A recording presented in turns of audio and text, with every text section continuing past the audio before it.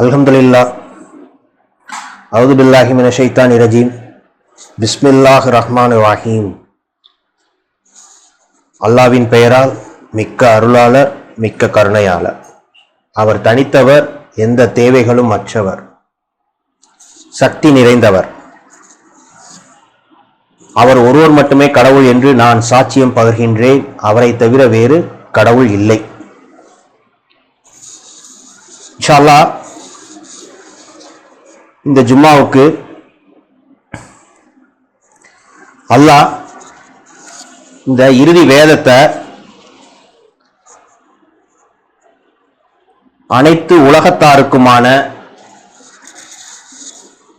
ஒரு தூது செய்தி, வழிகாட்டல் அப்படிங்கிறத சொல்றாரு. சொல்லிட்டு நிறைய இடங்கள்ல இது என்னை வழிபடுபவர்களுக்கு ஒரு நினைவூட்டலா இருக்கு அப்படிங்கிற ஒரு விஷயத்தை அல்லாஹ் நமக்கு கத்துக் கொடுக்கிறாரு. அப்படி இருக்க இந்த வழிகாட்டியான இந்த கலங்கரை விளக்கு மொத்தம் இந்த இறுதி வேதத்துல 6346 வசனங்களை உள்ளடக்கியதா இருக்குது. அதுல ஒவ்வொரு வாரமும் ஒவ்வொரு விஷயங்களை பத்தி நம்ம பார்க்கிறோம், நம்மளுடைய ஆன்மாவை பலப்படுத்துவதற்காக. இன்ஷா அல்லாஹ் இன்னைக்கு நம்ம பார்க்கக்கூடிய விஷயம் என்ன அப்படின்னு கேட்டா, மிஸ்கைடிங் அப்படிங்கிறாரு, தவறாக வழிநடத்தப்படுதல் அப்படிங்கிற ஒரு விஷயத்தை அல்லாஹ் இந்த குர்ஆன்ல சில வசனங்களின் மூலமா நமக்கு கத்துக் கொடுக்கிறாரு.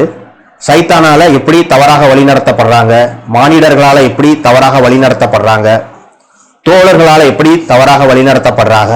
ரெண்டாவது அல்லாஹ்வினால் அப்படிங்கிறாரு. சில விஷயங்களை அல்லாஹ் யாரை நாடுறாரோ அவங்கள மட்டும்தான் தன்னுடைய அடியார்களாகவும் ஊழியர்களாகவும் தேர்ந்தெடுத்திருக்காரு. அட் மீன்ஸ் என்ன அப்படின்னு கேட்டீங்களாக்கும், நம்பிக்கையாளரா சரணடைதெல்லாம் அல்லாஹ் ஏத்துக்கிறாரு. தான் நாடியோரை வழிகாட்டல் அனுப்பணும்னு முடிவு எடுத்துட்டாராக்கும் அதை யாராலுமே மாற்ற முடியாது. அவங்களதான் நம்ம நம்ப மறுப்பவர்கள், நயவஞ்சர்கள் அப்படின்ட்டு சொல்றோம்.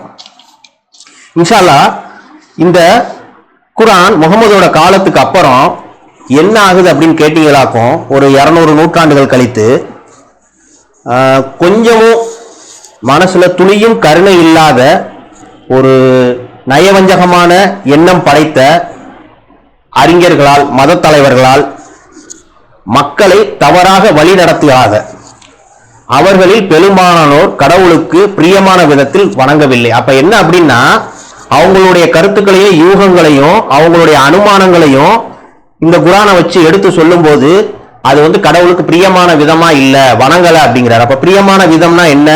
கடவுளுக்கு மட்டும் தங்களுடைய மார்க்கத்தை அர்ப்பணித்து வழிபடக்கூடியவர்களை தான் கடவுள் விரும்புறோம். அவங்க தான் என்னுடைய அடியார்கள், அவங்க தான் உண்மையான நம்பிக்கையாளர்கள், அவங்க தான் மூமின்கள் அப்படிங்கிற ஒரு விஷயத்த அல்லாஹ் நமக்கு கத்துக் கொடுக்கிறாரு.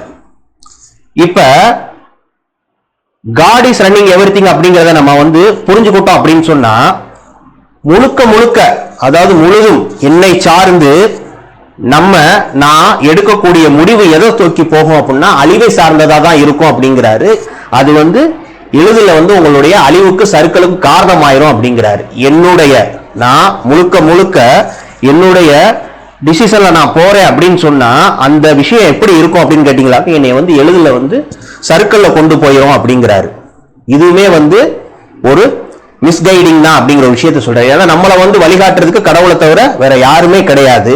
ஆனா நம்மளுடைய ஈகோ, நான் இதை பண்ணிடுவேன், இதை நான் செஞ்சிருவேன், முழுக்க முழுக்க நீங்களே அந்த டிசிஷன் எடுக்கிறீங்க அப்படின்னு சொன்னா அது உங்களுக்கு அழிவை தான் ஏற்படுத்தும் அப்படிங்கிற ஒரு விஷயத்த சொல்றாரு.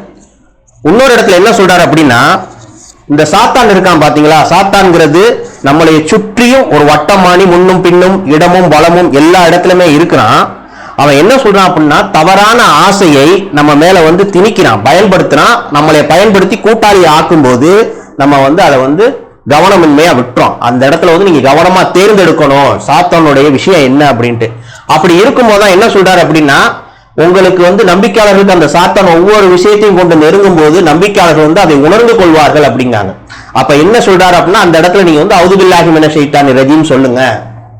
ஒவ்வொரு விஷயமும் வரும்போது சாத்தான் உங்களை நெருங்கலாம் அப்படிங்கறத என்னுடைய ஊழியர்கள் உணர்ந்து கொள்வார்கள், புரிந்து கொள்வார்கள் அப்படிங்கிற ஒரு விஷயத்த சொல்லும் போது நீங்க சாத்தான்கிட்ட இருந்து பாதுகாவல் வந்து என்கிட்ட கேளுங்க அப்படிங்கறத அல்லாஹ் வந்து நமக்கு கத்துக் கொடுக்குறாரு. அவுது பில்லாஹி மினஷ் ஷைத்தானிர் ரஜீம் சொல்லுங்க. நம்ம ஒரு குர்ஆனை ஸ்டார்ட் பண்ணும்போது அது வந்து நமக்கு வந்து ஒரு கட்டளையா இருக்குது, நீங்க வந்து அதை வந்து ஃபாலோ பண்ணணும் அப்படிங்கிற ஒரு விஷயத்த சொல்றாரு ஆரம்பிக்கும் போதே. அதே மாதிரி உங்களுடைய அன்றாட வாழ்க்கையில சாத்தான் உங்களுடைய தீச்செயல்களை நெருங்கும் போது நீங்க என்கிட்ட வந்து பாதுகாவல் தேடுங்க அப்படிங்கறதையும் கத்துக் கொடுக்குறாரு. அப்ப மிஸ்கைடிங்னா என்ன அப்படின்னு பாத்தீங்க அப்படின்னா, தவறான வழிகாட்டல் அல்லது தவறான புரிதலை உட்செலுத்துவது அப்படிங்கிற ஒரு விஷயம் தான் மிஸ்கைடிங் அப்படிங்கறத வந்து கூகுள் நம்ம தேடி பார்த்தோமா அதுதான் பொருளா இருக்குது. தவறாக வழிநடத்தப்படுதல் அல்லது தவறான புரிதல் அப்படிங்கிற ஒரு விஷயத்தை தான் நம்ம இதன் மூலமா அறிஞ்சுக்கிறோம். இன்ஷா அல்லாஹ் அதை பத்தி அல்லாஹ் இந்த குர்ஆன்ல என்னென்ன வசனங்கள் சொல்றாங்க அப்படிங்கிறத பார்ப்போம். சைத்தானால் தவறாக வழிநடத்தப்படுதல் அப்படிங்கிறத சொல்றாரு. 38வது அத்தியாயத்துல 82வது வசனம். அவன் கூறினான், அதாவது யாரு? சாத்தான் சொல்றான். அவன் கூறினான், அவர்களை மொத்தமாக நான் வழிகேட்டில் அனுப்பிவிடுவேன் என்று உமது மாட்சிமையின் மீது நான் ஆணையிடுகின்றேன். அதாவது அவன் எங்க ஒரு விஷயத்தை செஞ்சாலுமே அல்லாஹ்வுடைய நாட்டம் இல்லாம செய்ய முடியாது அப்படிங்கிறதுக்கு இந்த வசனம் வந்து ஒரு முத்தாய்ப்பா இருக்குது. அவன் கூறினான், அவர்களை மொத்தமாக நான் வழிகேட்டில் அனுப்பிவிடுவேன் என்று உமது மாட்சிமையின் மீது நான் ஆணையிடுகின்றேன். அப்ப என்ன அப்படின்னா, வழிகாட்டல் அப்படிங்கிறது அல்லாஹ்வால் பெறப்படக்கூடிய ஒரு அன்பளிப்பா இருக்குது, அல்லாஹ் தேர்ந்தெடுக்கக்கூடிய ஒரு விஷயமா இருக்குது, அல்லாஹ் நம்ம மேல புரியக்கூடிய ஒரு கிருபையா இருக்குது. அப்ப நம்மளாம் வந்து அல்லாஹ்வுக்கு வந்து எவ்வளவுதான் நன்றி சொன்னாலுமே வந்து அது வந்து ஈடே ஆகாது. நம்ம திரும்ப திரும்ப வந்து நம்ம பாவம் பண்ணிப்போம், அல்லாஹ்ட்ட வந்து நன்றியும் சொல்லணும். அவர்களை மொத்தமாக நான் வழிகேட்டில் அனுப்பிவிடுவேன் என்று உமது மாட்சிமையின் மீது நான் ஆணையிடுகின்றேன் சொல்லிட்டு என்ன சொல்றாரு அப்படின்னா, திருப்பி அந்த வசனம் தொடர்ந்து சொல்லுது, உமக்கு மட்டும் பூர்ணமாக அர்ப்பணித்துக் கொண்ட உம்முடைய அடியார்களை தவிர. அவர் கூறினார், இதுதான் சத்தியம், மேலும் நான் சொல்வதெல்லாம் சத்தியம்தான். உன்னையும் உன்னை பின்பற்றிய அனைவரையும் கொண்டு நான் நரகத்தை நிரப்புவேன். எல்லாமே முன்னாடியே வந்து அல்லாஹ்வால எழுதப்பட்டுருச்சு. அப்ப என்ன அப்படின்னா, சாத்தான்ட்ட வந்து நம்ம வந்து ஜாக்கிரதையா இருக்கணும் அப்படிங்கிற ஒரு விஷயத்தை வந்து அல்லாஹ் வந்து நம்ம கத்துக் கொடுக்கிறாரு. அப்புறம் 28:15 சொல்றாரு, மக்களால் கண்டுகொள்ளப்படாத நிலையில் ஒரு முறை எதிர்பாராத விதமாக அவர் நகருக்குள் நுழைந்து விட்டார். 2 மனிதர்கள் சண்டையிட்டுக் கொண்டிருப்பதை அவர் கண்டார். ஒருவன் அவருடைய சமூகத்தாரில் இருந்து ஒரு எபிரேயனாக இருந்தான், மேலும் மற்றொருவன் அவருடைய விரோதிகளில் இருந்து ஒரு எகிப்தியனாக இருந்தான். அவருடைய சமூகத்தால் இருந்தவன் தன்னுடைய விரோதிக்கு எதிராக அவரை உதவிக்கு அழைத்தான். மோசஸ் அவனை குத்தினார், அவனை கொன்றுவிட்டார். அவர் கூறினார், இது சாத்தானின் வேலையாகும், அவன் மெய்யான ஒரு விரோதி, மேலும் ஒரு தீவிரமான வழிதவர செய்பவன் ஆவான். அப்ப என்ன அப்படின்னா, இங்க வந்து மோசஸ் வந்து ஒரு கொலையை செய்யறாரு. இவர் எபிரேயனா இருக்காரு மோசஸ், அங்கிட்டு வந்து விரோதி வந்து எகிப்தியனா இருக்கிறான். எபிரேயன்ல இருக்க ஒருத்தர் வந்து மோசஸோட உதவியை கேட்கும் போது தான் இனத்துல இருந்து ஒருத்தர் வந்துட்டான்னு சொல்லிட்டு அவர் வந்து எகிப்தியனை வந்து குத்தி கொன்றாரு. அவருடைய சமூகத்தாரில் இருந்தவன் தன்னுடைய விரோதிக்கு எதிராக அவரை உதவிக்கு அழைத்தான். மோசஸ் அவனை குத்தினார், அவனை கொன்று விட்டார். அவர் கூறினார், இது சாத்தானின் வேலையாகும். அவர் என்ன சொல்றாருன்னா, நான் என்னுடைய ஆன்மாவிற்கு தீங்கிழைச்சிட்டேன், இது சாத்தானின் வேலையாகும், அவன் மெய்யான ஒரு விரோதி, மேலும் ஒரு தீவிரமான வழிதவர செய்வான் ஆவான். இந்த குர்ஆன் பாத்தீங்களாக்கும் இந்த ஓமானங்கள் வந்து 2 விதமா சொல்லும். கொலையை பத்தி சொல்லும் போது மோசஸோட கொலையை வந்து சாத்தானுடைய தீய செயல் அப்படிங்கிற மாதிரி சொல்லுது. இன்னொரு இடத்துல மோசஸோட குரு வந்து கொலை செய்யும் போது அது ஒரு விதமா சொல்லுது. அப்ப புரிதல் அப்படிங்கிறது சரியான புரிதலா இருக்கணும், தவறான புரிதலா இருக்கக்கூடாது. ஏன்னா சாத்தான் அப்படிங்கிறத வந்து நம்மளுடைய ஒரு மிக தீவிரமான விரோதியா இருக்கான். ஏன் அப்படின்னா, இப்ப நம்ம வந்து லா இலாஹ இல்லல்லாஹ் அப்படிங்கிற ஒரு விஷயத்தை வந்து முழுமையா உணர்ந்து கடவுள் தான், கடவுளை தவிர வேறு எந்த கடவுளுமே இல்லை அப்படிங்கிறோம். அதுக்கு கீழே முகமது ரசூலுல்லாஹோ வேற எந்த ஒரு பேரை போட்டாலுமே அது இணை வைப்பு. அதே மாதிரி உங்களுடைய யூகமும் நம்பிக்கையும் இந்த குர்ஆன்ல வந்து தவறான ஒரு வார்த்தைகளை இது பண்ணாலுமே அதுவும் தவறுதான், தவறாக வழிநடத்தப்படக்கூடிய ஒரு விஷயம் தான் அப்படிங்கிறத கடவுள் நமக்கு கத்துக் கொடுக்கிறாரு. தொடர்ந்து பார்ப்போம். 25-29 தூது செய்தி என்னிடம் வந்துவிட்ட பின்னர் அதனை விட்டும் என்னை அவன் திருப்பி விட்டான். உண்மையில் சாத்தான் தன்னுடைய மனித பலிகளை கைவிட்டு விடுகின்றான். தூது செய்தி என்னிடம் வந்துவிட்ட பின்னர் அதனை விட்டும் என்னை அவன் திருப்பி விட்டான். இது வந்து என்னன்னா அனைவருக்குமான ஒரு செய்தியா இருக்குது. அனைவருக்குமான செய்தி தான் இந்த குர்ஆன்ல உள்ளது எல்லாமே. இப்ப நம்ம வந்து இந்த தூது செய்தி அப்படிங்கறத அல்லாஹ்வுடைய அருளாலும் ஆசீர்வாதத்தாலும் நம்ம பெறக்கூடிய ஒரு சமூகமா இருக்கிறோம். இப்ப இந்த பாரம்பரிய முஸ்லிம்கள்லாம் வந்து இந்த சொன்னதுக்கு அப்புறம் அவங்க என்ன செய்வாங்க அப்படின்னா, இதை வந்து கன்சிடர் பண்ணிக்க மாட்டாங்க, கவனமா எடுத்துக்க மாட்டாங்க. அப்ப என்ன ஆகுதுன்னா, அந்த வழிகாட்டல் வந்து அவங்க வந்து தவறான வழிகாட்டல்ல வந்து தொடர்ந்து செலுத்தப்படுறாங்க. தூது செய்தி என்னிடம் வந்துவிட்ட பின்னர் அதனை விட்டும் என்னை அவன் திருப்பி விட்டான். உண்மையில் சாத்தான் தன்னுடைய மனித பலிகளை கைவிட்டு விடுகின்றான். தொடர்ந்து சொல்றாரு, 38ல 82,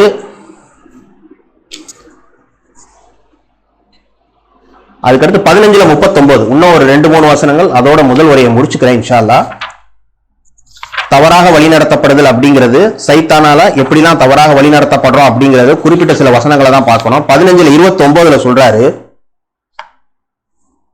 15ல 39. அவன் கூறினான், என் இரட்சகரே, நான் வழிதவறச் செல்வதை நீர் நாடிவிட்டதால் பூமியின் மீது நிச்சயமாக நான் அவர்களை வசீகரிப்பேன், அவர்கள் அனைவரையும் நான் வழிகேட்டில் செலுத்தி விடுவேன். அதாவது சாத்தான் சொல்றான், என் இரட்சகரே, நான் வழிதவறி செல்வதை நீர் நாடிவிட்டதால் பூமியின் மீது நிச்சயமாக நான் அவர்களை வசீகரிப்பேன், அவர்கள் அனைவரையும் நான் வழிகேட்டில் செலுத்தி விடுவேன். அப்ப என்ன அப்படின்னா, இதுவும் கடவுளுடைய ஒரு நாட்டமா தான் இருக்குது. இப்ப அல்ஹம்துலில்லாஹ் நம்ம என்ன அப்படின்னா, இந்த குர்ஆனை பற்றி நன்கு அறிந்தவர்களா இருக்கிறோம். புரிதல் அப்படிங்கிறது ஒவ்வொரு விதத்திலையும் ஒவ்வொரு விதமா உங்களுக்கு மாறும். ஆனா இந்த புரிதல் வந்ததுக்கு அப்புறமும் இதை நம்ம தவறா மிஸ்யூஸ் பண்ணோம் அப்படின்னு சொன்னா எப்படி சாத்தானுக்காண்டான ஒரு நிலைமை உண்டாச்சோ அதே மாதிரிதான் நமக்கும் வரலாம். ஏன்னா சில பேர் ஒரு நாள் மட்டும் நம்பிக்கை கொள்வாங்க, சில பேர் ஒரு வாரம் மட்டும் நம்பிக்கை கொள்வாங்க. அப்படிங்கறத நம்மளால கன்ஃபார்மா சொல்ல முடியுமான்னு கேட்டா கிடையாது. அது அந்த ஆன்மாவை பொறுத்தது. அது அந்த ரகசியத்தை அல்லாஹ் மட்டும்தான் உள்ளார்ந்த எண்ணங்களை அறியக்கூடியவரா இருக்கிறாரு. அப்படி இருக்கும்போது நான் வருட கணக்குல இருக்கேன், நான் வழிதவறி போக முடியுமா அப்படின்னு கேட்டாலுமே அதை நம்ம கான்பிடண்டா சொல்ல முடியுமானா முடியாது. அதுக்குத்தான் பிரார்த்தனையில என்ன கேட்கணும் அப்படின்னா, உறுதிப்பாட்டை கொடுங்க, நம்ம ரட்சகத்தை நம்ம கேட்கணும். அப்ப நான் இதுல இருக்கிறேன், நான் வார வாரம் குர்ஆன்ல தொழுகையில கரெக்டா உட்கார்ந்துறேன், குர்ஆனை படிக்கிறேன் அப்படிங்கிற ஒரு விஷயம் வரும்போது அதுதான் அந்த புரிதல். என்ன அப்படின்னா, நீங்க தொடர்ந்து கடவுளை மட்டும் அப்படியே நினைச்சிருக்கும் போது அந்த பிணைப்பு என்ன ஆகுதுன்னா, உங்களுக்கு கடவுளுக்கும் உங்களுக்கு உண்டான பிணைப்பு ரொம்ப உறுதியா இருக்கும். இப்ப அதுல தவறா புரிஞ்சுக்கிட்டு நம்ம அது போயிட்டோம் அப்படின்னு சொன்னா அது எப்படி நம்ம பின் வருவோம் அப்படிங்கிறது தெரியாது. ஏன்னா சில பேர் இதுலயே நம்ம பாக்குறோம், வாராங்க திருப்பி இதுல இருந்து தங்களுடைய கால்களை பின்னோக்கி இழுத்துக்கிட்டு போயிடறாங்க அப்படிங்கிற ஒரு வசனங்கள் மூலமா நம்ம நிறைய பேரை பிராக்டிகலா பாக்குறோம். இன்ஷா அல்லாஹ் தொடர்ந்து பார்ப்போம். 4:119 சொல்றாரு, நான் அவர்களை தவறாக வழிநடத்துவேன், நான் அவர்களை வசீகரிப்பேன், கால்நடைகளின் காதுகளில் அடையாளமாறு அதன் மூலம் குறிப்பிட்ட சில இறைச்சிகளை உண்ணுவதை தடுக்குமாறும் அவர்களுக்கு நான் கட்டளையிடுவேன், மேலும் கடவுளின் படைப்புகளை சிதைக்குமாறும் நான் அவர்களுக்கு கட்டளையிடுவேன். கடவுளுக்கு பதிலாக சாத்தானை தன் எஜமானனாக ஏற்றுக்கொள்கின்ற எவரும் ஆழ்ந்தோர் நஷ்டத்திற்கு உள்ளாகிவிட்டார். சாத்தானை பின்பற்ற எல்லாருமே ஆழ்ந்தோர் நஷ்டத்துக்கு போயிடுவாங்க அப்படிங்கிறத கடவுள் நமக்கு சொல்றாரு. நான் அவர்களை தவறாக வழி நடத்துவேன், இதுதான் ரொம்ப முக்கியமான விஷயம். நான் அவர்களை வசீகரிப்பேன். ஏன்னா சிலர் சிலருடைய சொல்லிலையும் அவங்களுடைய தோற்றத்திலையும் அவங்களுடைய சொல் இனிமையிலையும் கவரப்படுவாங்க. கவரப்படும் போது நான் அவர்களை வசீகரிப்பேன், கால்நடைகளின் காதுகளில், இது அடுத்த ஒரு விஷயம், கால்நடைகளின் காதுகளில் அடையாளமாறு அதன் மூலம் குறிப்பிட்ட சில இறைச்சிகளை உண்ணுவதை தடுக்குமாறும் அவர்களுக்கு நான் கட்டளையிடுவேன், மேலும் கடவுளின் படைப்புகளை சிதைக்குமாறும் நான் அவர்களுக்கு கட்டளையிடுவேன். கடவுளுக்கு பதிலாக சாத்தானை தன் எஜமானாக ஏற்றுக்கொள்கின்ற எவரும் ஆழ்ந்தோர் நஷ்டத்திற்கு உள்ளாகிவிட்டார். அல்ஹம்துலில்லாஹ், அஷ்ஹது அன் லா இலாஹ இல்லல்லாஹ் வஹ்தஹு லா ஷரீக லஹு. கடவுளின் பெயரால் மிக்க அருளாளர், மிக்க கருணையாளர். அவர் தனித்தவர், எந்த தேவைகளும் அற்றவர். அவர் ஒருவரே கடவுள், அவரை தவிர வேறு கடவுள் இல்லை. இன்ஷா அல்லாஹ் மிஸ்கைடிங் அப்படிங்கிறத பத்தி பார்த்தோம். இப்ப நம்ம பார்க்கக்கூடிய விஷயம் என்ன அப்படின்னா, அல்லாஹ்வுடைய நாட்டத்தால எப்படி அவங்க தேர்ந்தெடுக்கப்படுறாங்க, நேரான வழியில எப்படி தேர்ந்தெடுக்கப்படுறாங்க, வழிகாட்டில எப்படி தேர்ந்தெடுக்கப்படுறாங்க அப்படிங்கிறது 2:26 சொல்றாரு, பிஸ்மில்லாஹிர் ரஹ்மானிர் ரஹீம். சின்னஞ்சிறிய கொசு முதல் அதனை விட பெரியதான எந்த விதமான உதாரணத்தையும் எடுத்துரைப்பதிலிருந்து கடவுள் வெட்கப்பட்டு விலகி விடுவதில்லை. நம்பிக்கை கொண்டவர்களை பொறுத்தவரை அது அவர்களுடைய இரட்சகனுடன் வந்த சத்தியம் என்பதை அவர்கள் அறிவார்கள். நம்ப மறுப்போரை பொறுத்தவரை அவர்கள் கூறுகின்றனர், கடவுள் இந்த உதாரணத்தின் மூலம் என்ன கூற நாடுகின்றார்? இதன் மூலம் அவர் பலரை வழிதவரச் செய்கின்றார், மேலும் இதன் மூலம் பலரை வழிநடத்துகின்றார். ஆனால் இதன் மூலம் தீயவர்களை தவிர அவர் ஒருபோதும் வழிதவரச் செய்வதில்லை. அதாவது இந்த வாய்ப்பு அப்படிங்கிறது உங்களுடைய இறுதி வரைக்கும், அந்த விளிம்பு வரைக்கும் நம்ம கொடுத்துக்கிட்டே இருப்போம் அப்படிங்கிறாரு. அப்படின்னா என்ன, கண் முன்னாடி அந்த அத்தாட்சி தெரியுமா அப்படிங்கிறது கிடையாது. சில வசனங்களின் மூலமாகவோ சில சொல்லக்கூடிய விஷயங்களின் மூலமாகவோ ஒவ்வொரு நாளும் நம்ம அதை போகும்போது தவறானதை போகும்போது அல்லாஹ்வுடைய நாட்டை இருந்து உங்களுக்கு அந்த வாய்ப்பை கொடுத்துக்கிட்டே இருப்பாரு. வா, கயிற்றை பத்தி இப்படி வா, நேரான பக்கம் வா, சரியான பாதையின் வா அப்படிங்கிற மாதிரி அல்லாஹ் வந்து வாய்ப்புகள் வந்து கொடுத்துக்கிட்டே இருப்பார். அதைத்தான் சொல்றாரு, சின்னஞ்சிறிய கொசு முதல் அதனை விட பெரியதான எந்த விதமான உதாரணத்தையும் எடுத்துரைப்பதிலிருந்து கடவுள் வெட்கப்பட்டு விலகி விடுவதில்லை. நம்பிக்கை கொண்டவர்களை பொறுத்தவரை அது அவருடைய இரட்சகர் வந்த சத்தியம் என்பதை அவர்கள் அறிவார்கள். நம்ப மறுப்போரை பொறுத்தவரை அந்த விஷயத்தை கூட வந்து நம்ப மறுத்தவங்க வந்து என்ன சொல்றாங்க அப்படின்னா, கடவுள் இந்த உதாரணத்தின் மூலம் என்ன கூற நாடுகின்றார் அப்படின்னா, இதன் மூலம் அவர் பலரை வழிதவர செய்கின்றார், மேலும் இதன் மூலம் பலரை வழிநடத்துகின்றார். ஆனால் இதன் மூலம் தீயவர்களை தவிர அவர் ஒருபோதும் வழிதவர செய்வதில்லை. தீயவர்களை தான் வெற்றோம் அப்படிங்கிறாரு. ஆனா வாய்ப்பு வந்து கொடுத்துக்கிட்டே இருக்கிறார். வாங்க என்னுடைய பாதையை நோக்கி வாங்க, அதைத்தான் நான் விரும்புறேன் அப்படிங்கிற ஒரு விஷயத்த சொல்றாரு. என்னுடைய அடியார்கள், என்னுடைய ஊழியர்கள் தவறான முடிவெடுப்பதை நான் விரும்பல அப்படிங்கிறத சொல்றாரு. தொடர்ந்து பார்ப்போம். 4:88 சொல்றாரு, உங்களில் உள்ள நயவஞ்சகர்களை குறித்து ஏன் நீங்கள் உங்களையே 2 குழுக்களாக பிரித்திட வேண்டும்? கடவுள் தான் அவருடைய சொந்த நடத்தையின் காரணமாக அவர்களை கண்டனம் செய்தவர். கடவுளால் வழிதவறி அனுப்பப்பட்டு விட்டவர்களை நீங்கள் வழிநடத்த விரும்புகின்றீர்களா? எவரையெல்லாம் கடவுள் வழிதவறி அனுப்பி விடுகின்றாரோ அவர்களை வழிநடத்துவதற்கு ஒரு வழியை நீர் ஒருபோதும் காண மாட்டீர். அந்த கவலையே உங்களுக்கு தேவையில்லைங்கிறாரு. நீ நினைச்சிட்டா நீ விரும்புறவங்கள வந்து நேரான வழியில வழி நடத்த முடியுமா? அப்ப என்ன அப்படின்னா, மனிதனுக்கு போன வாரம் சொன்ன ஒரு விஷயம் தான். என்ன அப்படின்னா, உங்களுடைய கோபம், அந்த அகந்தை இருக்கு பாத்தீங்களா, உள்ள இருக்கு தெரியுமா, அதை வந்து நீங்க வந்து அதை வந்து அழிக்கணும். அதுதான் முக்கியமான விஷயம். அதை அழிக்கிறது இந்த முழுக்க என்னை சார்ந்ததான்னு கேட்டா கிடையாது. அதுவுமே கடவுள் தான் எனக்கு கொடுக்கணும். பொறுமைங்கிற ஒரு விஷயத்தை யார் கொடுக்கிறா? கடவுள் தான் கொடுக்கிறாரு. கடவுளால் அடையப்படக்கூடிய ஒன்றாதான் இருக்குது. நான் பொறுமையா இருக்கிறேன் அப்படின்னா அந்த நேரத்துல ஒவ்வொரு சிச்சுவேஷன்லயும் அந்த கோபம் வரும்போது நான் கண்ட்ரோல் பண்ணிக்கிட்டு இருக்கிறேன் அப்படின்னு சொன்னா மீன்ஸ், நான் உதாரணத்துக்கு என்னைய சொல்றேன், நான் அப்படி இருக்கிறேன் அப்படின்னு சொன்னா அந்த உணர்வையும் அந்த குணநலத்தையும் கொடுக்கிறது வந்து யாருன்னு கேட்டா கண்டிப்பா கடவுள் தான். அது முழுக்க நான் நினைச்சா கண்டிப்பா நான் அடுத்தடுத்த விஷயங்களை நான் அடி வாங்கிக்கிட்டே இருப்பேன், தோத்துக்கிட்டே தான் இருப்பேன். அப்ப என்ன அப்படின்னா, அந்த ஒரு கிஃப்ட கடவுள் எனக்கு கொடுத்திருக்கிறாரு, பொறுமையை கொடுத்திருக்கிறாரு. கோவப்படும் போது மத்தவங்க இருப்பாங்க, எதுக்கு இருக்கவங்க சொல்லுவாங்க நீ ஏன் இவ்வளவு கோவப்படுற அப்படின்ட்டு. அப்ப என்னன்னா அது ஒரு ரிமைண்டர், சரி ரைட்டு இப்படி இருக்கும்போது நம்ம கோவப்படக்கூடாது. நம்மள்ட்ட ரொம்ப நெருக்கமானவள்கிட்ட ஒரு மனைவிட்டையோ இல்ல தாயிட்டையோ பேசும்போது, இல்ல நம்ம ரொம்ப க்ளோஸான ஃப்ரெண்ட்ஸ்கிட்டயோ பேசும்போது அந்த கோவம் வரும். கோவம் வரும்போது அது அடுத்தவங்க வந்து அல்லாஹ் வந்து ரிமைண்ட் பண்ணுவாரு, ஏன் நீ இப்படி இருக்கிற, புதுசா தெரியும் அவங்களுக்கு பார்க்கும்போது. அப்ப என்ன அப்படின்னா அந்த கோவத்தை அழிக்கணும். அப்ப அது அந்த அந்த குணத்தையும் கொடுக்கக்கூடியது யாருன்னு கேட்டா கடவுளை தவிர வேற யாராலுமே முடியாது. பட் என்ன அப்படின்னா அதுல என்னுடைய பொறுப்பு என்ன அப்படின்னா, அவங்க சொல்லும் போது அதை கவனிச்சு கேட்கணும், எதுக்கு சொல்றாங்க அப்படிங்கிறது.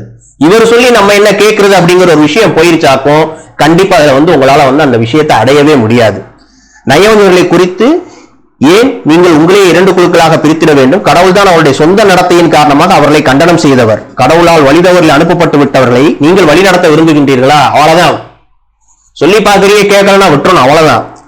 அதுக்கு போய்கிட்டு இதுதான் என் கருத்து அப்படிங்கறத வந்து நீங்க வந்து அவங்கள்ட்ட வந்து திணிக்க கூடாது அப்படிங்கறத சொல்றாரு. ஏன்னா அது அழகிய முறையும் கிடையாதுங்கிறாரு.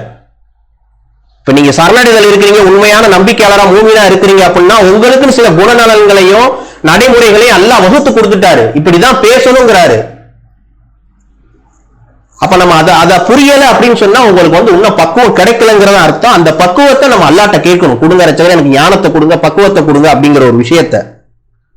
எவரையெல்லாம் கடவுள் வழிதவறி அனுப்பி விடுகின்றாரோ அவர்களை வழிநடத்துவது வழியை நீர் ஒருபோதும் காண மாட்டீர். தொடர்ந்து சொல்றாரு. அதிலே 4:143 சொல்றாரு, இந்த கூட்டத்தினோட அன்றி அந்த கூட்டத்தினோட சேர்ந்திடாமல் இடையில் அவர்கள் தடுமாறுகின்றனர். அதாவது பிளஸ்லயும் கால் வைக்கிறது கிடையாது, மைனஸ்லயும் கால் வைக்கிறது கிடையாது. கடவுள் எவரை வழிதவறி அனுப்பி விடுகின்றாரோ அவரை வழிநடத்துவதற்கு வழியை நீர் ஒருபோதும் காண மாட்டீர். அதுவும் அல்லாஹ்வுடைய நாட்டத்துலதான் இருக்குது. சோ அதை பத்தி நீங்க கவலைப்பட்டு ஒண்ணுமே ஆக போறது இல்ல. உங்களுடைய தாய் அப்படி இருக்கிறாங்களா, ஒரு பிரயோஜனமும் கிடையாது. சொல்றீங்க அவங்க இங்கிட்டும் இல்லாம அங்கிட்டும் இல்லாம நடு புதுசா ஒன்ன போறாங்க அப்படின்னா அது வந்து ஒண்ணுமே பண்ண முடியாது. ஐயோ என்னை பெற்றெடுத்த என் தாய் அப்படிங்கும்போது நூறுக்கே அதான் கட்டளை, அவன் உன் குடும்பத்தை சேர்ந்த அங்கத்தினர் கிடையாது அப்படின்றாரு. முடிஞ்சு போச்சு, அவ்வளவுதான். சோ இது எல்லாமே அல்லாஹ்வுடைய கையில தான் இருக்குது. அடுத்து 13 சொல்றாரு, 27:33 27வது வசனம் 33வது வசனம் 13வது அத்தியாயம். நம்ப மறுப்போர் கூறுவார்கள், அவருடைய இரட்சகமிருந்து அவருக்கு ஒரு அற்புதம் மட்டும் இறங்கி வரக்கூடுமானால் நாங்கள் நம்பிக்கை கொள்வோம். கூறும், தான் நாடுகின்ற எவரையும் கடவுள் வழிகேட்டில் அனுப்பி விடுகின்றார், மேலும் கீழ்ப்படிவோருக்கு மட்டுமே அவர் தன்பால் வழிகாட்டுகின்றார். அதாவது இவங்க என்ன கேட்கிறாங்க அப்படின்னா நம்ப மறுப்போரு அற்புதம் வந்து எங்க கண்ணு முன்னாடி வரட்டும், அதுக்குதான் அவர் இன்னொரு இடத்துல பதில் சொல்லிட்டு போயிடாரு, இறந்தவங்களே வந்து பேசினாலும் நீங்க நம்பிக்கை கொள்ள மாட்டீங்க அப்படின்ட்டு. இதை விட உங்களுக்கு வேற என்ன ஒரு வசனம் வேணும்? அப்ப என்ன அப்படின்னா மனிதனுடைய மனநிலையை முற்றிலும் அறியக்கூடியவரா கடவுள் இருக்கிறார் அப்படிங்கிறது நமக்கு நல்லா புரியுது. அது அல்லாஹ்வுடைய நாட்டமா தான் இருக்குது. தொடர்ந்து அதிலே 33 சொல்றாரு, ஒவ்வொரு தனி ஆத்மாவை கட்டுப்படுத்தும் அந்த ஒருவருக்கு நிகராக எவரேனும் உள்ளாரா?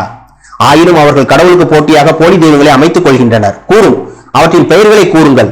பூமியின் மீது அவர் அறியாத சிலவற்றை அவருக்கு நீங்கள் தெரியப்படுத்துகின்றீர்களா? அல்லது வெற்று வாசகங்கள், இதுதான் நான் சொன்னேன், வெற்று வாசகங்களை புனைகின்றீர்களா? உண்மையில் நம்ப மறுப்போரின் சூழ்ச்சிகள் அவருடைய கண்களுக்கு அழகாக்கப்பட்டுள்ளன. இவ்விதமாக அவர்கள் நேரான பாதையிலிருந்து திருப்பப்பட்டு விடுகின்றனர். கடவுளால் வழிகேட்டிற்கு அனுப்பப்பட்டவர்கள் வழிகாட்டும் ஒரு ஆசிரியர் ஒருபோதும் காண முடியாது. அதாவது வெற்று வாசகம், அதை தான் சொன்னேன். இந்த அறிஞர்கள் தலைவர்கள் இல்ல அப்படின்னு சொல்லும் போது அவங்க வந்து அந்த வாசகங்களை வந்து புதுசா சேர்க்கும் போது நமக்கு வந்து அது வந்து பிரமிப்பா இருக்கும். அப்ப என்ன அப்படின்னா அதுவுமே அல்டிமேட்டா சொல்லும்போது மூணாவது ஃபேக்ட், நான் சொன்ன மூணாவது காரணி தான் என்ன அப்படின்னா சாத்தானுடைய வேலை தான். அப்ப நீங்க என்ன ரொம்ப உஷாரா இருந்துக்கணும், அதுதான் மெயின். இப்ப நீங்க போறீங்க, நீங்க எப்ப இந்த மைண்ட் உங்களுக்கு உஷாரா இருக்கும், பேங்க்ல இவ்வளவு எனக்கு ஃபைன் போட்டிருக்கான், இது எதனால வருது அப்படிங்கிறது ஒவ்வொரு கொஸ்டினை கேட்கும் போது உங்களுக்கு தேவை அப்படிங்கும்போது எவ்வளவு ஒரு உன்னிப்பா கவனமா கேட்கறீங்க. ஏன்னா அல்டிமேட்டா உங்களுக்கு இந்த உலகத்துல பொறுத்த வரைக்கும் உதாரணத்துக்கு சொல்றேன், மனிதான் ரொம்ப பெரிதான ஒரு விஷயமா இருக்குது. ஆனா நம்பிக்கையாளர்களுக்கு அப்படி இல்ல. அப்ப நீங்க அதை கேட்க போகும்போது எவ்வளவு ஒரு உன்னிப்பா கவனமா கேட்கறீங்க, எனக்கே இவ்வளவு பெனால்டி வந்திருக்கு, எனக்கே இவ்வளவு ஃபைன் போட்டிருக்கீங்க அப்படின்னு கேட்கும்போது, அப்ப இந்த வெற்று வாசகங்கள் வந்து இந்த குரானை பத்தி நம்ம கேட்கும்போது ரொம்ப கவனமா கேட்கணுங்கிறாரு. இதுதான் வந்து ரொம்ப பெரிய ஜெயண்டா இருக்கு, இதுதான் ரொம்ப முக்கியமான ஒரு விஷயமா இருக்குது. அப்ப என்ன அப்படின்னா அதுல வந்து நீங்க ரொம்ப கவனமா இருக்கணும் அப்படிங்கறத சொல்றாரு. எல்லாத்தையுமே கடவுள் தான் கட்டுப்படுத்துறோம் அப்படிங்கறதையும் நமக்கு கடவுள் கத்துக் கொடுக்கிறாரு. தொடர்ந்து பார்ப்போம். 2 அத்தியாயம் அதோட முடிச்சுக்கிறேன். 14வது அத்தியாயம் 16வது அத்தியாயம் 14ல 27 சொல்றாரு, நிரூபிக்கப்பட்ட வார்த்தையை கொண்டு நம்பிக்கை கொண்டவரை கடவுள் இந்த வாழ்விலும் மறு உலகிலும் பலப்படுத்துகின்றார். மேலும் வரம்பு மீறுவோரை கடவுள் வழிகேட்டில் அனுப்பி விடுகின்றார். ஒவ்வொரு விஷயமும் கடவுளின் நாட்டத்திற்கு ஏற்பவே உள்ளது. கடவுளுடைய நாட்டம் தான். நீங்க எதை கேட்டு போறீங்களோ, நேரான பாதையோ இல்ல தவறான பாதையோ, நீங்க அது வந்து கடவுளுடைய நாட்டமா தான் இருக்கு. நிரூபிக்கப்பட்ட வார்த்தையை கொண்டு நம்பிக்கை கொண்டவரை கடவுள் இந்த வாழ்விலும் மறு உலகிலும் பலப்படுத்துகின்றார். அப்ப நிரூபிக்கப்பட்ட வார்த்தை அப்படிங்கிறது இந்த குரான்ல உள்ள 6346 வசனங்களும் நிரூபிக்கப்பட்ட வார்த்தை தான், நிரூபிக்கப்பட்ட வசனங்கள் தான். அப்ப இந்த இதை நீங்க உறுதியா பற்றி பிடிச்சுக்கிட்டீங்க அப்படின்னு சொன்னா மிஸ்கைடிங்கிறது உங்களுக்கு வந்து கிடையாது, அல்லாஹ் நாடினாலே அன்றி. நிரூபிக்கப்பட்ட வார்த்தையை கொண்டு நம்பிக்கை கொண்டவரை கடவுள் இந்த வாழ்விலும் மறுவழியிலும் பலப்படுத்துகின்றார். மேலும் வரம்பு மீறுவரை கடவுள் வழிகேட்டில் அனுப்பி விடுகின்றார். ஏன்னா இந்த இடத்துல வந்து வரம்பு மீறுவர் தான் சொல்றாரே தவிர நம்ப மறுப்பவரும் நயவஞ்சவர்களும் சொல்லல. அப்ப வார்த்தையை நம்ம உன்னிப்பா கவனிச்சு பார்க்கணும். ஒவ்வொரு விஷயமும் கடவுளின் நாட்டத்திற்கு ஏற்பவே உள்ளது. அல்ஹம்துலில்லாஹ். 2 வசனம் 16ல 93ல சொல்றாரு, தேனிங்கிற அத்தியாயத்துல, கடவுள் நாடி இருந்தால் உங்களை ஒரே சமுதாயமாக அவர் ஆக்கியிருக்க முடியும். ஆனால் வழி தவறி செல்ல தேர்ந்தெடுத்துக் கொண்டோரை தவறான வழியில் அவர் அனுப்பிவிடுகின்றார். மேலும் வழிநடத்தப்பட வேண்டும் என விரும்புவோரை அவர் வழிநடத்துகின்றார். நீங்கள் செய்த ஒவ்வொன்றையும் பற்றியும் நிச்சயமாக நீங்கள் கேட்கப்படுவீர்கள். கண்டிப்பா கேட்போங்கிறாரு. உங்களுடைய ஒவ்வொரு செயல்களை பத்தியும் கண்டிப்பா நம்ம கேட்போம் அப்படிங்கிறாரு. கடைசியா 30-29 இதோட இந்த பயானை முடிச்சுக்கிறேன் இன்ஷா அல்லாஹ். உண்மையில் வரம்பு மீறியவர்கள் அறிவின்றி தங்களுடைய சுய அபிப்பிராயங்களை பின்பற்றினார்கள். கடவுளால் வழிகேட்டிற்கு அனுப்பப்பட்டவர்களை பின்னர் எவரால் வழிநடத்த முடியும்? எவரும் எக்காலத்திலும் அவர்களுக்கு உதவ இயலாது. அவ்வளவுதான். வரம்பு மீறவங்க தவறான வழிய தவறான புரிதல்ல போயிட்டாங்க அப்படின்னு சொன்னா அவங்கள கடவுளால தவிர வேற யாராலுமே வழிநடத்த முடியாது அப்படிங்கிறாரு. அவங்களுக்கு ஒரே ஒரு பாதுகாப்பு கடவுள் தான், ஒரே ஒரு வழிகாட்டி கடவுள் தான். அந்த கடவுள் அந்த அடியார் மீதோ அந்த ஊழியர் மீதோ கடவுள் வந்து கிருபையும் கருணையும் கொண்டால் அவர் வந்து நேரான பாதைக்கு வர முடியும். அப்ப எதுக்கு இந்த குரான் அப்படின்னா, இந்த குரான் அப்படிங்கிறது தூதர் இல்லாத ஒரு காலகட்டத்துக்கு அப்புறம் தூதரா நம்மளைய வழி நடத்துறதுக்கு ஒரு கலங்கரை விளக்கா, அதைத்தான் திரும்ப திரும்ப சொல்லக்கூடிய விஷயம் இதுதான். கலங்கரை விளக்கா எப்படி இருள நம்ம வந்து இருக்கும்போது வெளிச்சத்தை தேடுறோமோ அது மாதிரி நம்ம தவறான புரிதல்லையோ தவறான வழிகாட்டலையோ இருக்கும்போது இந்த குரான் அப்படிங்கிறது நம்மளைய நேரான ஒரு பாதைக்கு கொண்டு வரக்கூடிய விஷயமாகவும், நம்மளே சரணடைதல்ல சரியான புரிதல் இருந்தாலுமே நமக்கு ஒரு நினைவூட்டக்கூடிய ஒரு விஷயமாகவும், இல்ல புரிதல் சரியா இல்லாம அதை நம்ம போகும்போது இந்த குரான் வந்து திரும்ப நமக்கு அதை படிக்கும்போது அது வந்து ஒரு சரியான புரிதலை கொடுத்து நமக்கு நினைவூட்டக்கூடிய ஒரு விஷயமாகவும் இருக்குது. மேலும் நினைவூட்டக்கூடிய விஷயம் அப்படிங்கிறது நம்ம பெரும் பாவங்களை செய்வதில் இருந்து நம்மளை வந்து இந்த குர்ஆன் வந்து நமக்கு வந்து நினைவூட்டிக்கிட்டே இருக்கும். கடவுள் இதை வந்து தவறுன்னு இருக்காரு, இதை செய்யக்கூடாது, இறைஞ்சணும் அப்படிங்கிற ஒரு விஷயத்த கடவுள் சொல்லியிருக்காரு. அப்படிங்கும்போது அந்த நம்பிக்கை வந்து நமக்கு வந்து மேலும் மேலும் பலப்படும் போது உங்களுக்கு அந்த பாவங்கள் செய்யக்கூடிய விஷயங்கள் வந்து குறையும். அப்ப என்ன அப்படின்னா இது வந்து உங்களுக்கு ஒரு நினைவூட்டலாகவும் உங்களை வந்து என்ன சொல்றது ஒரு அல்லாஹ்வுடைய ஒரு உதவியால உங்களுக்கு ஒரு வழிகாட்டலாகவும் ஒரு ஒரு ஊன்றுகோலாகவும் இருக்குதுன்னு சொல்லலாம். ஊன்றுகோலுங்கிறது ஒரு தமிழ்ல சரியான ஒரு வார்த்தை. எப்படி நமக்கு வந்து ஒரு மூணாவது ஒரு கை தேவைப்படுது, நம்ம வந்து ஒரு வயதான காலத்துல இருக்கும்போது ஒரு ஊன்றுகோல் எப்படி தேவைப்படுது, அது மாதிரி இந்த குர்ஆன் அப்படிங்கிறது நம்மளை வந்து தாங்கி பிடித்து நம்மளை வந்து ஒரு நேரான பாதையில நடத்து கொண்டு போறதுக்கு ஒரு பெரிய விஷயமா இருக்குது. அதனால தவறாக வழிநடத்தப்படாமலும் தவறான புரிதல் நம்ம போகாமலும் அல்லாஹ்வுடைய அருளையும் ஆசீர்வாதத்தையும் பெற்று இன்ஷா அல்லாஹ் மரணிக்கிற வரைக்கும் நம்பிக்கை கொண்டவர்களா மூமின்களா சரணடைந்தவர்களா மரணிக்கணும்னு சொல்லிட்டு அல்லாஹ்ட்ட பிரார்த்தனை செய்வோம். ஹக்கீம் வஸலாம்.